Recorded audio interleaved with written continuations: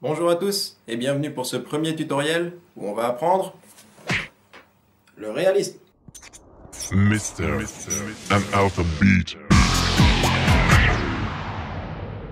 Oh, mais c'est une nouvelle intro ça. Merci Moine Pictures. D'ailleurs vous l'avez peut-être remarqué, mais j'ai aussi changé d'endroit et ça risque de rechanger dans pas longtemps d'ailleurs.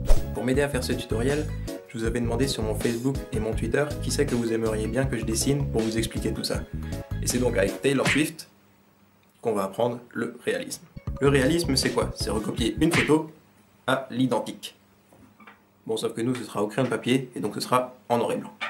Contrairement à ce qu'on pourrait croire, c'est à mon avis l'un des styles de dessin les plus faciles, et je fais donc cette vidéo pour vous le prouver et vous montrer que c'est accessible à tout le monde. Pour faire ce genre de dessin, il faut distinguer deux parties. Il y a d'abord le croquis, qui consiste à faire les lignes importantes du personnage, et c'est ça qui va donner la ressemblance avec le modèle. Et ensuite, il y a l'ombrage qui va donner le volume et le réalisme à votre dessin. Alors ces deux parties sont indépendantes, mais toutes les deux très importantes. C'est-à-dire que vous pouvez avoir fait un dessin hyper réaliste, si le croquis est raté, il ne sera jamais ressemblant avec le modèle. Et inversement, vous pouvez avoir fait un croquis parfait, si l'ombrage est raté, votre dessin restera d'un niveau bas. On va donc commencer par apprendre comment faire un bon croquis. Pour ça, il y a plusieurs techniques plus ou moins difficiles. Et on va donc commencer par le niveau 1.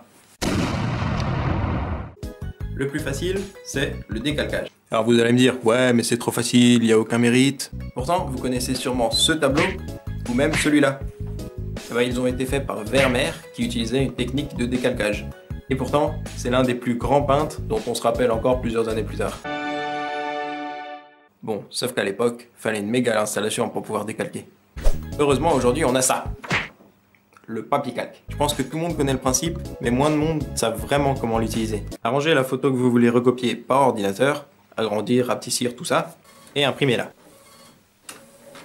Mettez le papier calque sur la photo, et accrochez-le avec ça, là, comment ça s'appelle? Avec ça. Et il n'y a plus qu'à décalquer. Et voilà le travail. Alors faites pas comme moi, profitez-en pour prendre le plus de détails possible, les ombres, tout. Mais maintenant, on aimerait le mettre sur une vraie feuille de dessin. Et là, l'astuce, c'est de le retourner. Et on repasse de nouveau sur tous les traits. Voilà, on le retourne de nouveau, on le pose sur le papier à dessin, et on repasse encore une fois. Ça y est, on a enfin fini le croquis.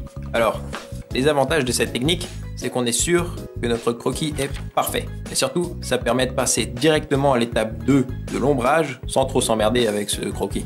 Mais les inconvénients, c'est que forcément, vous n'apprendrez pas vraiment à dessiner avec cette technique. Et surtout, contrairement à ce qu'on pourrait penser, cette technique est en fait aussi longue que de dessiner soi-même, finalement. Mais sans plus tarder, passons au niveau 2. Cette fois, on va utiliser la technique la plus utilisée et sûrement la meilleure, la technique du quadrillage. Elle est très simple et hyper efficace. Commencez par imprimer la photo que vous voulez recopier au format souhaité. On va ensuite dessiner des carrés identiques sur la photocopie et sur la feuille de dessin. Si vous voulez dessiner cette ligne du nez, vous allez vous repérer par rapport à cette ligne-là et cette ligne-là. Pour voir à quel endroit ça va se croiser, ici aussi. Et en cas de doute, vous pouvez bien sûr mesurer. Voilà. Alors, cette technique de quadrillage est rapide, facile, elle reste quand même assez précise, même si moins que le décalcage. Et surtout, vous pouvez agrandir, rapetissir, tourner, modifier tout ce que vous voulez sur le dessin en modifiant les carrés sur la feuille de dessin.